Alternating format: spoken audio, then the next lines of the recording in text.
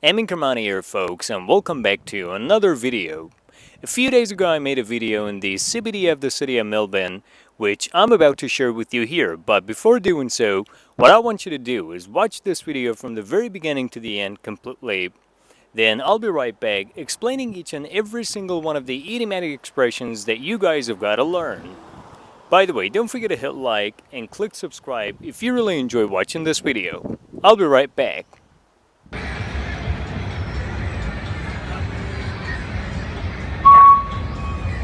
George, just take it in from there, mate.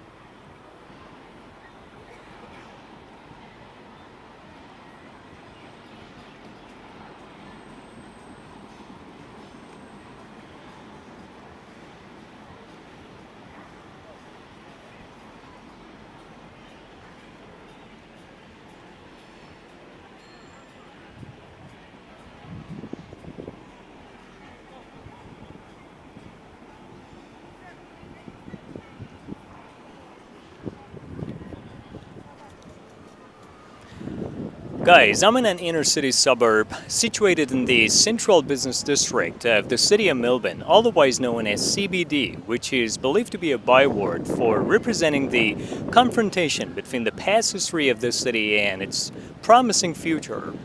The iconic location right behind me is believed to serve as a time machine, taking you all the way back to the dim and distant past and teleporting you all the way up to the dim and distant future in the blink of an eye.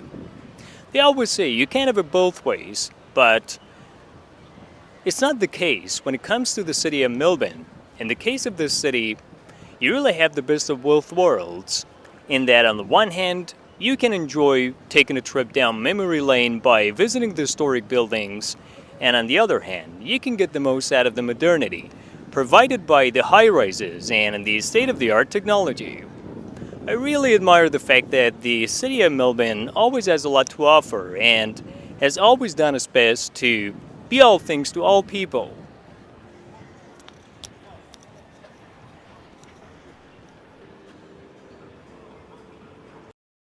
The very first phrase that I use in the video, which you gotta learn, is to be situated in, which means to be located in.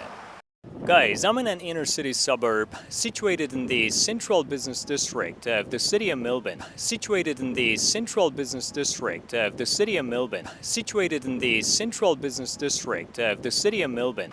One example, my house is situated in the city of Melbourne, which means my house is located in the city of Melbourne.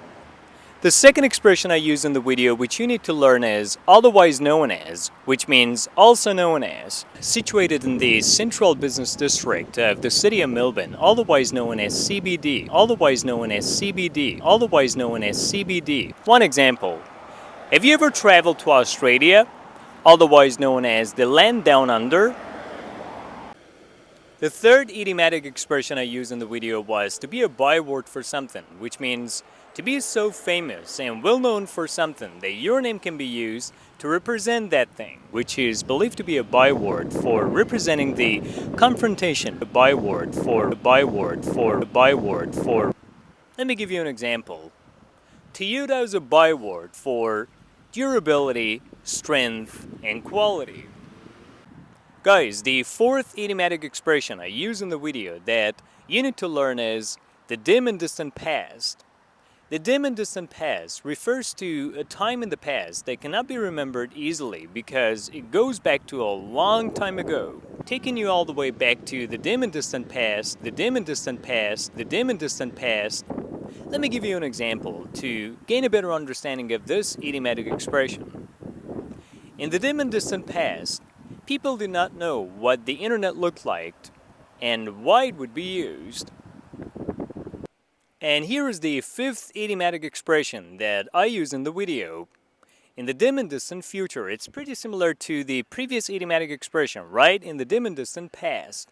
But the difference is, it's referring to a very long period of time from now in the future. The dim and distant future. The dim and distant future. The dim and distant future. One example.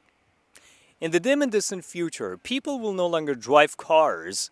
They will fly wherever they want to go. And we get to the sixth idiomatic expression that I use in the video, which is, you can't have it both ways. You can't have it both ways means you cannot have the advantages of two different situations, or you cannot do two things at the same time. You only have to choose one of them or do only one of them. They always say you can't have it both ways. They always say you can't have it both ways. They always say you can't have it both ways. One example. You can't have it both ways, man. You gotta either stay single or get married. And here comes the seventh idiomatic expression that I use in the video, which is the best of both worlds. The best of both worlds refers to the idea that you can take advantage of or enjoy the advantages and benefits of two different situations at the same time. You really have the best of both worlds. You really have the best of both worlds. You really have the best of both worlds. One example. If you can really study and work at the same time, you really have the best of both worlds. Getting to the eighth idiomatic expression used in the video, in the case of something. In the case of something refers to an example of a particular situation. In the case of this city, in the case of this city, in the case of this city, one example. All the cars here will obtain the roadworthy certificate, but in the case of yours, you need to make some changes to be able to obtain the certificate.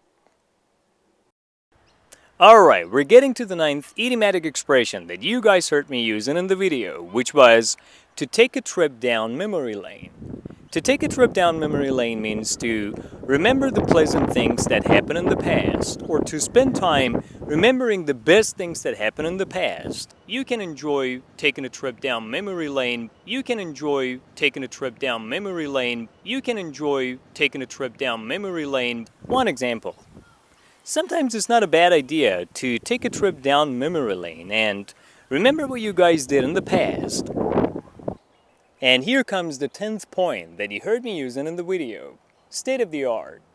State of the art is an adjective and describes modern, new, or technologically advanced things. The state of the art technology. The state of the art technology. The state of the art technology.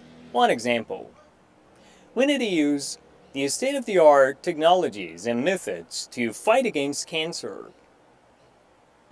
And finally, we're getting to the last point that you heard me using in the video, which I want you to learn, which is be all things to all people. To be all things to all people means to be something that lives up to the expectations of everyone, or to be something that satisfies and pleases everyone. To be all things to all people. To be all things to all people. To be all things to all people. One example. I highly recommend this book to everyone because I know this book is the kind of book which is all things to all people. Alright guys, that was all about today's video. If you really think this video was of great value and importance to you, don't forget to hit like and click subscribe to encourage me to keep making more of these videos. I'll be back soon.